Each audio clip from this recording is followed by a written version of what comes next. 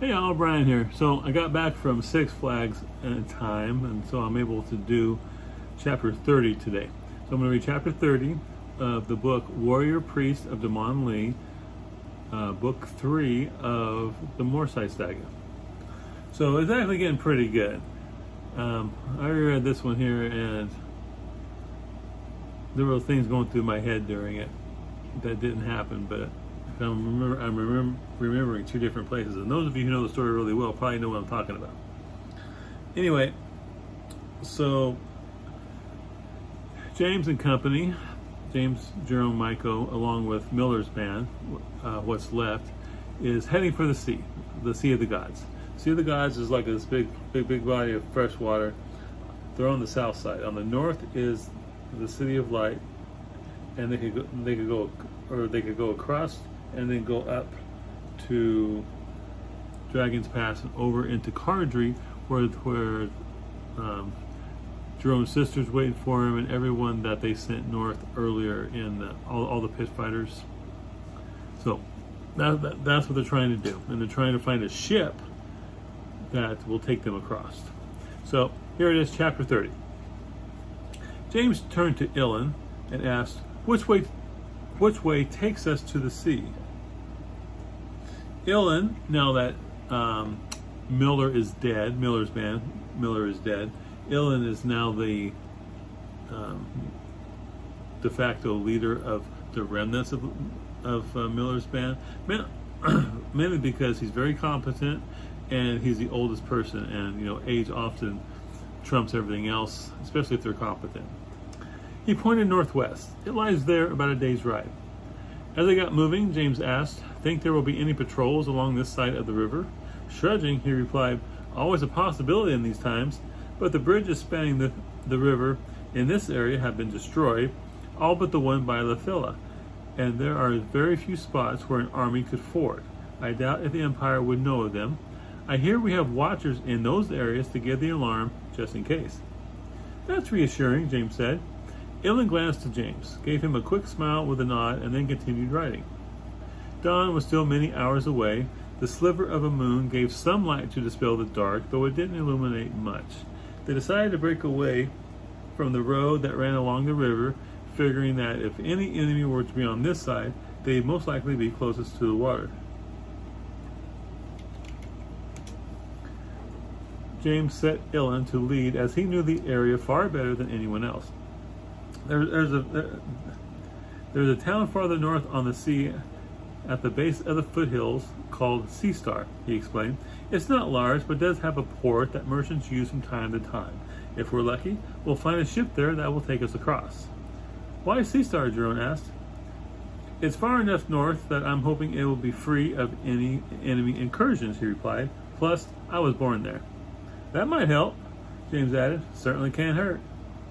They traveled into the night for several hours, riding fast and making good time. The few rest breaks were short. The memory of the man who had been listening at the door back at the inn pushed them onward. When the sky lightened with the coming dawn, they saw a patrol to the north heading their way. It's one of ours, Illan assured everyone as he turned toward the approaching riders. Kylan! Illan cried out as he recognized the leader of the patrol. Illan, you son of a dog, Kylan replied as they met and came to a stop. I thought you were down by Lythylla. Was, but a lot has happened.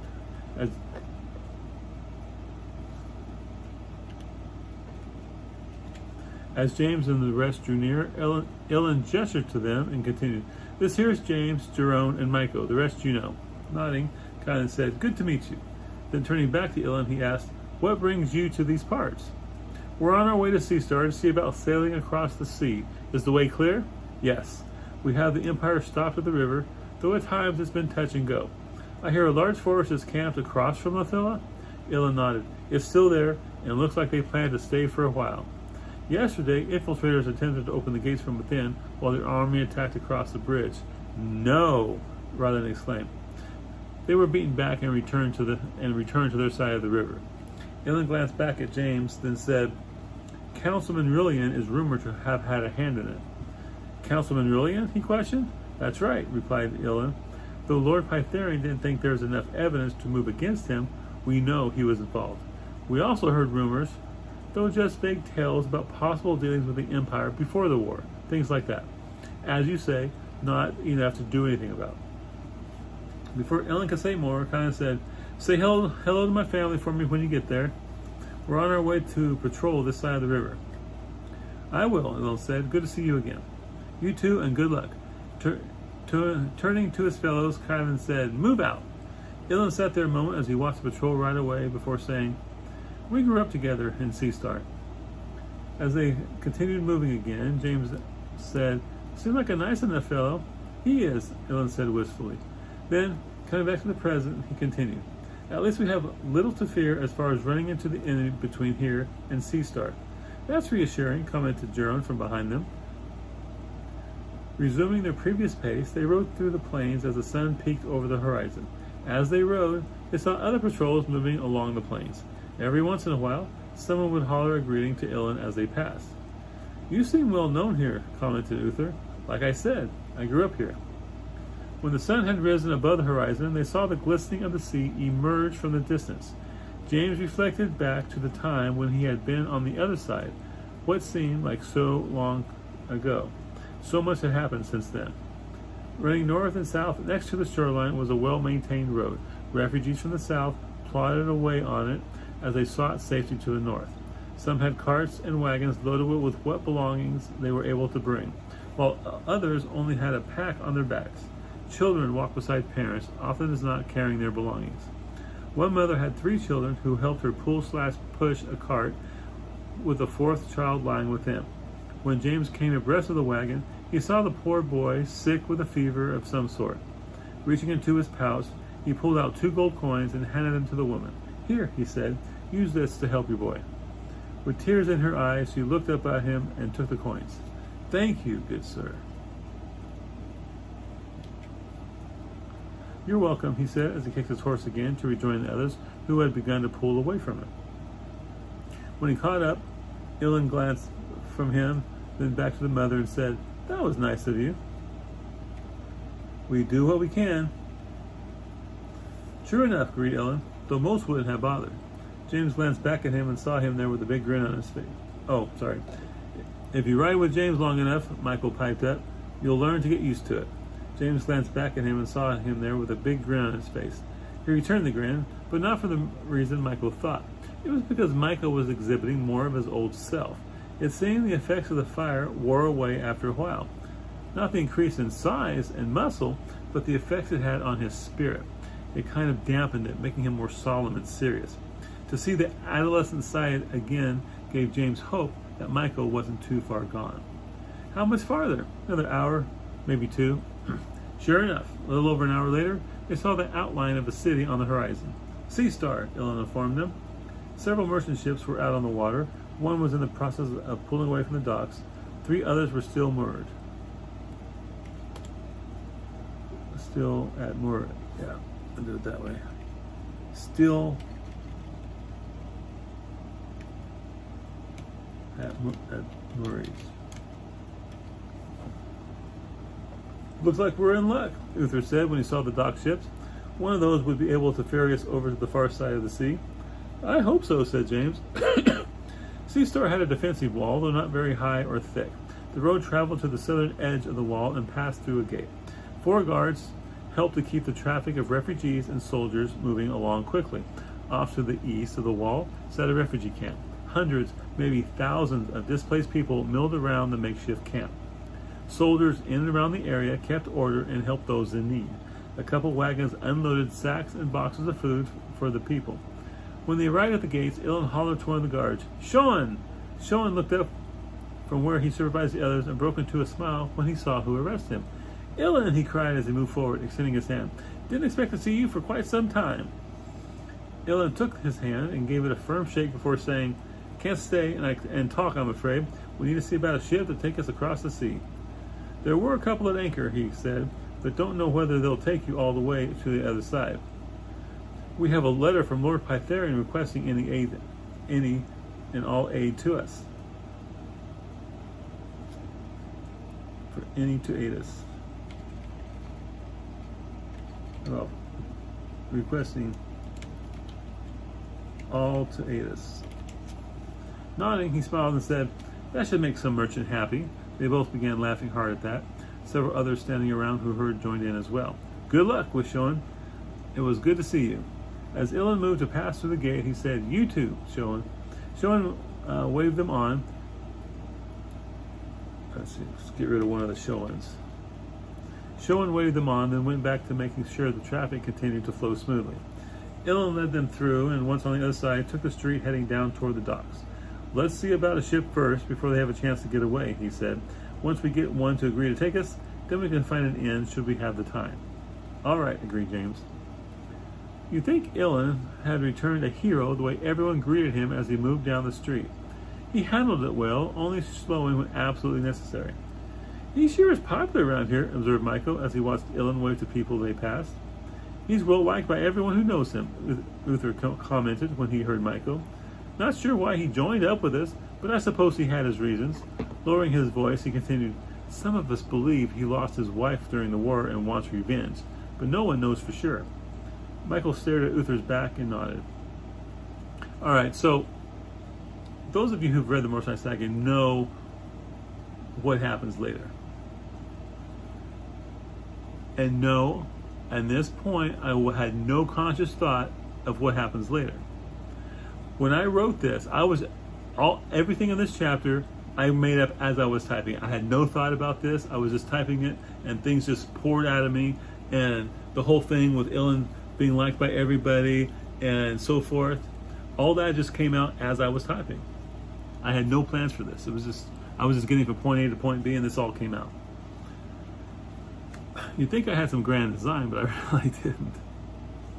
That's why this is why I can't do an outline, because when I'm typing, things just come out and it destroys any outline I try to do. So I just don't worry about it.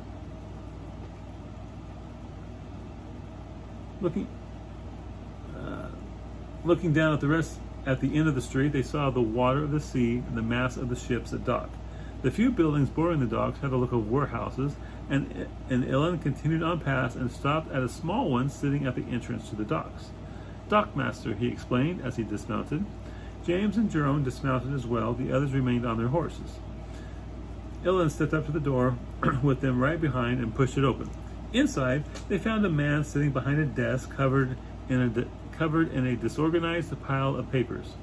He looked up from marking notations on one, and a smile broke across his face when he saw who it was. Getting up, he said, "Illan, what brings you back?" Moving around the desk, he gave Illan a big hug, careful not to get the ink staining his fingers on the back of Illan's shirt. "Marco," he said, returning the hug. "Didn't know you were the new dockmaster." Releasing him, Marco said, "Have been for a year now, ever since Yurn got married to that woman from the city." Stepping back 2 steps, he continued, "It's good to see you again." "I'm afraid I can't stay long," he explained. "We have need to reach the other side of the sea, and we're hoping to be able to hire someone to take us." His smile faded somewhat as he asked, "Nothing serious, I hope? The Empire isn't on its way here, is it?" Shaking his head, he said, "Nothing like that. Our forces still hold them to the other side of the Etterling." "Good to hear," he said with relief. "We haven't had much news lately about the war, just what the refugees tell us as they pass through." Gesturing to the ships at the dock, he asked, "Which one would be our best bet?" "You might try the Sea Strider. It's the one all the way at the end," he said. "Darren Nelix is the captain, and he's leaving shortly for the far side. Don't know if he'll take on passengers, but you could try." "Okay, we'll do that, thank you," he said as he held out his hand to his friend. Taking it, Marco shook it vigorously and said, "You're welcome. If you'll be staying in town, I'd love it if you could come and have dinner with me and Pauline." "We'll see," he replied. "Probably have to dine with my family first, though. They'd never let me hear the end of it if I didn't." Marco laughed at that. "I think you're right. Well, good luck." Illan nodded and then turned to leave. James and Jerome backed out, giving him room to pass. "Why did you tell him about Lord Pytherian's letter?" James asked. "Wouldn't that have expedited things better?" "Why use it if we don't have to?" he asked.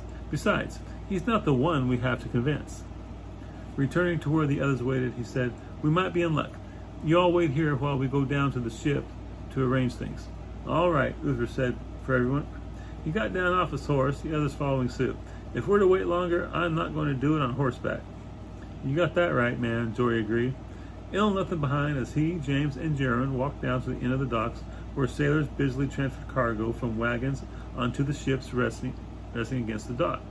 Coming to the wagons, he caught the attention of a seaman returning from the ship for another box and asked, "Is Captain Nelix on board?" The sailor didn't even pause as he replied, "Yes, he is." Grabbing another box, he started to return to the gangplank. "Can we speak with him?" "I'll ask," he said just before reaching the gangplank. They watched as several other sailors left the ship as they continued transferring cargo. The sailor they talked to returned to the top of the gangplank and began walking down it back to the dock. When he reached them, he said, "The captain said for you to go ahead and come aboard. You'll find him at the cargo hatch going over the bills of lading." "Thank you," Illan said. He just nodded and grunted before taking another box off the wagon. Illan glanced at James and asked, "Shall we?" James nodded and then followed Illan as he moved toward the gangplank. They paused at the bottom while two sailors left the ship before walking up to the ship's deck. There they saw a man, obviously the captain, standing at the cargo hatch going over the bills of lading, just as the sailor had said. He glanced to them as they walked over. "Yes?" Hang on a second.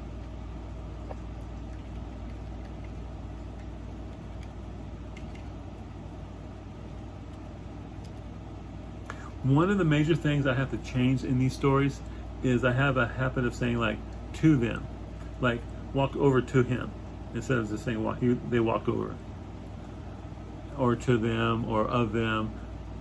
Those are extra words I just don't need, and they're starting to bother me. So I remove them when I find them, unless you really need them. "Yes?" he asked. "You wanted to see me?" "We were hoping to book passage for us and our friends to the other side of the sea," Illan explained.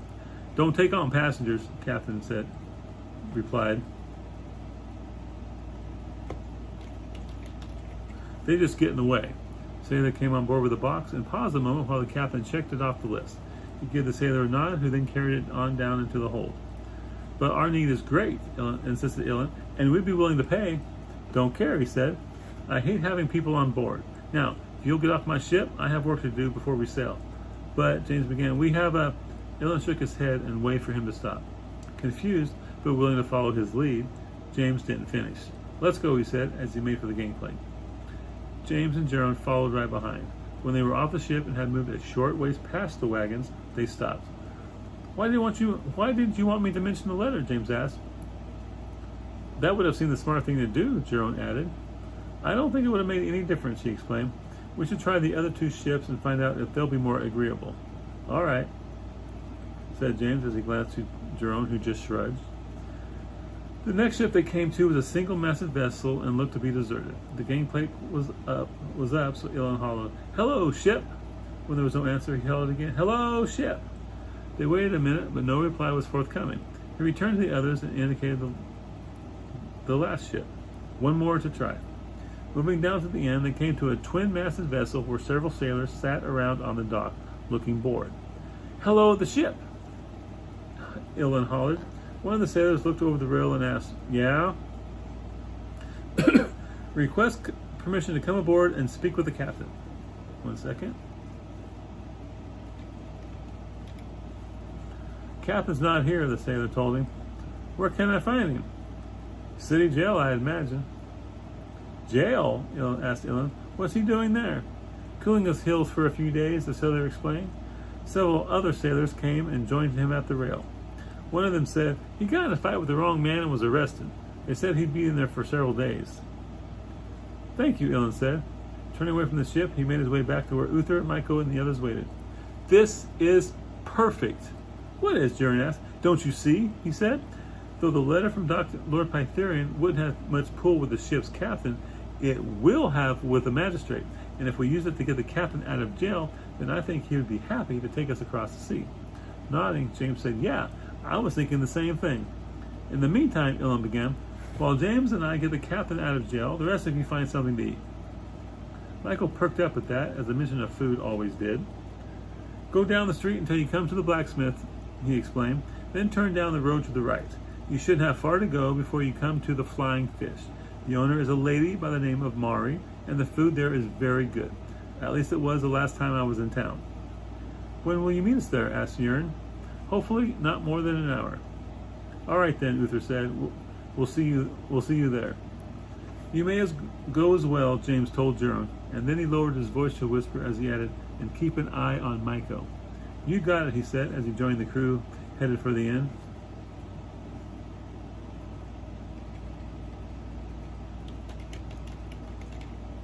The bunch going to the inn took the horses. Illan and James went down a different street as they made their way to the city jail. More people paused when they saw Illan. Most gave a friendly greeting or asked a question. Begging lack of time to talk, he made his responses short. At the next junction of streets, he turned to the right and pointed to a 2-story building. That's the jail. Then think we'll have any problems? Shaking his head, Illan said, I doubt it. They crossed to where the front door stood open and walked inside. 2 guards sat at a side table sharpening swords. Another was behind a desk and had the look of the one in charge. The guard behind the desk looked up as they entered and said, Yes, can I help you? 1 second. Illan walked over and asked, We're looking for the captain of the ship in the harbor. His men said he might be here? Nodding, the guard captain said, Oh, he's here all right. Calling over to one of the guards at the table, he said, Rollins, take these gentlemen back to the holding cells. They want to talk to the captain. Getting up, the guard named Rollins replied, Yes, sir. To Illan and James, he added, If you will follow me.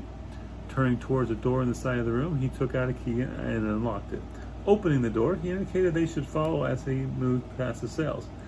5 large cells lined each side of the walkway. 2 of them held prisoners. One had 2 men who looked to have been beaten up pretty badly.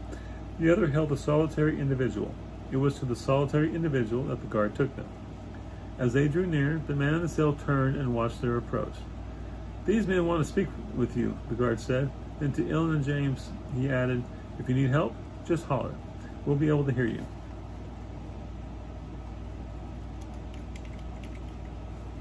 With that, the guard turned around and left the cell. He left the door to the outer room open so they could be heard should the need arise.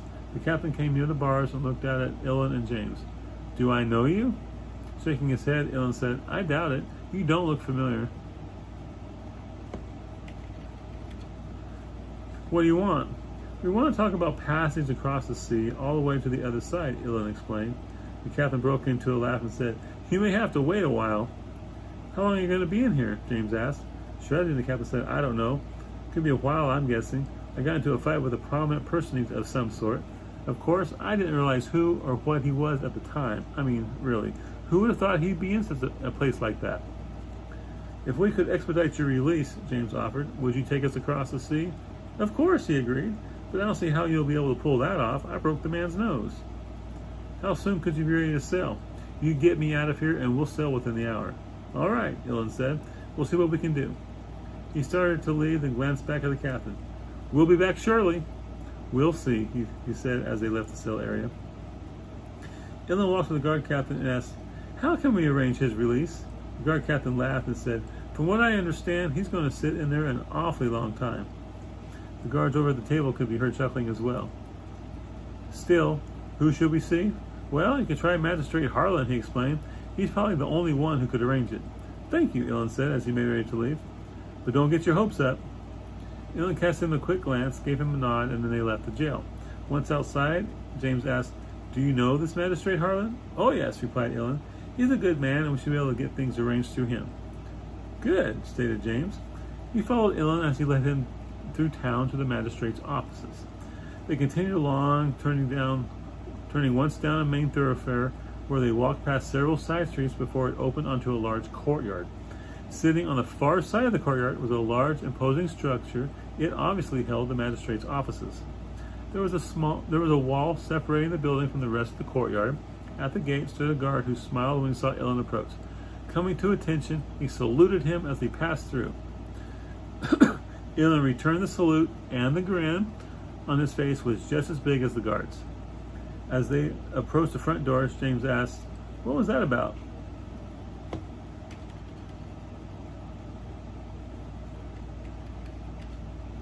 Pausing, Illan explained, He's my son. Oh, okay, replied James. Looking back at the guard at the gate, he could see the resemblance between father and son. Illan opened the door just as another man was leaving. The bandage on his face told told him this must be the man whose nose had been broken by the captain. Without so much as an "excuse me," he walked through the door, and they had to step back to allow him room to pass.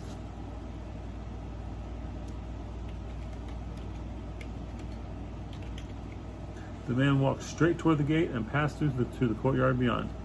"Nice guy," James said. "Yeah, no wonder he got his nose broken." James nodded as they entered the building. His office is up on the 3rd floor.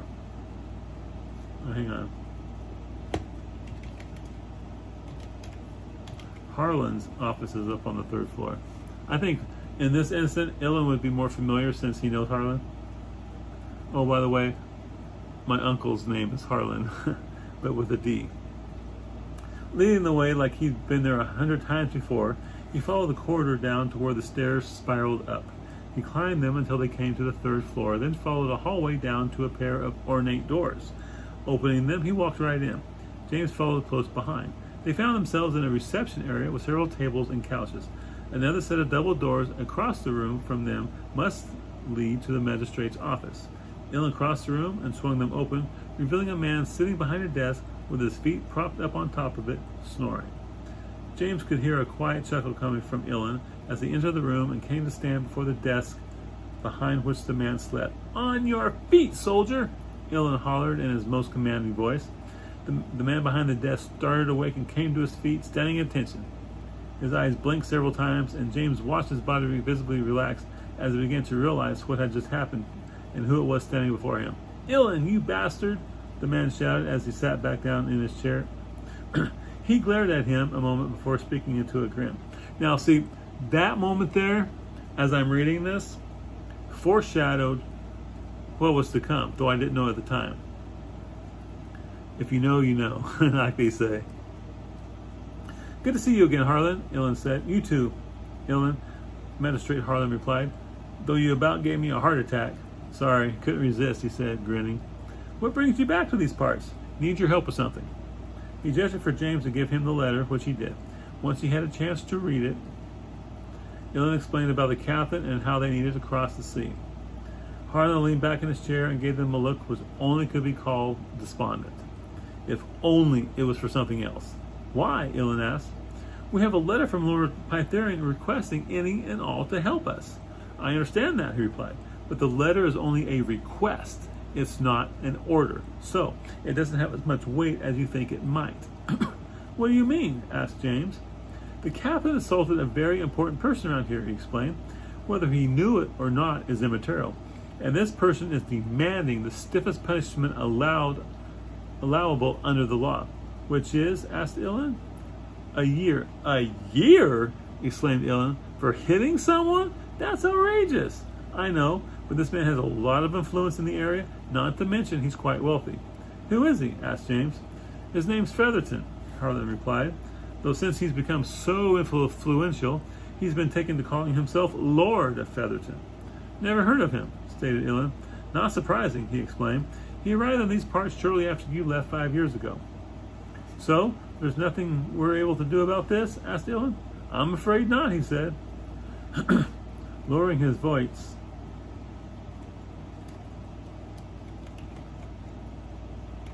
The magistrate continued.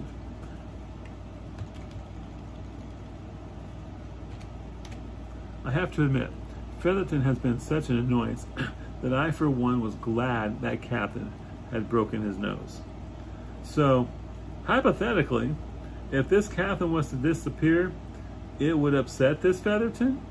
asked Illan. Harlan gave him a grin and said, "To be sure." "Oh, and on a side note, the guard captain at the jail is Featherton's cousin." "I see," Illan said. Then he extended his hand to his old friend and continued, "It was nice to see you again. Hopefully next time I'll have time to stay for a while." "I understand," Harlan said. "Sorry I couldn't have been of more help. You take care." "I will," Magistrate Harlan replied. As they made to leave, he added, "Good luck." Illan nodded and gave him a brief wave as they left the office. Out in the corridor, as they headed for the stairs, James said, "I wish that had gone better." "What do you mean?" asked Illan. "I thought that went pretty well, all things considered." "How can you say that? We still don't have the captain." "No, but we will." Gesturing back to the office, he lowered his voice and said, Harlan all but told us to break that captain out of jail. Are you sure? James asked. Absolutely, replied Illan quietly. He even said the guard captain was a cousin of Feathers. I better put that in there. Of this Lord Featherton, which to me means we can treat him roughly if we want. I hope you're right. Don't worry. As they left the building, he stopped by his son and said, "Tell your mother I'm fine, but things are moving fast and I won't have time to visit." "I will, Father," his son assured him. Nodding, Illan continued on out into the courtyard and turned down one of the side streets. Keeping his voice low, he said, "Let's tell the others what we're planning to do." "What are we going to do?" asked James, afraid he already knew the answer. "Break that captain out of jail." And that ends chapter 30. There's only a couple more. Let me see here. Hang on. Yeah, 31, 32, epilogue. So 2, maybe 3 readings. Depends how long 30. If 32 is long, I'll do epilogue by itself. But yeah, so we're in Seastar, and I really set up what happened later here without even planning it. I was just writing stuff because I thought it sounded interesting. But plot seats. This is all plot seats here. Featherton breaking the captain out, magistrate, the son, and the people giving Illan massive respect. Everyone likes him. Oh yeah. Fast forward to book 6, I think it is. You know why. Anyway, I love this chapter. I love the next one too, apparently. And if you like what I'm reading, please like the video, subscribe, comment. Let me know if you guys are actually. Let me know who's listening. I know at least 3 people are. I got one new guy, this Natural Double I. Yeah, I'm missing you because you're starting to comment on everything, and I appreciate that. Natural Double I, he's got to be a role player, right? Well, thank you very much for supporting me. I appreciate that. And to everyone else who has subscribed and supported me. So, I had a great time at Six Flags today. And I made a few videos there. I'll post them either later today or the next day. I don't want to do too many videos in one day. So, y'all take care. And I'm to bed. Y'all have a good night.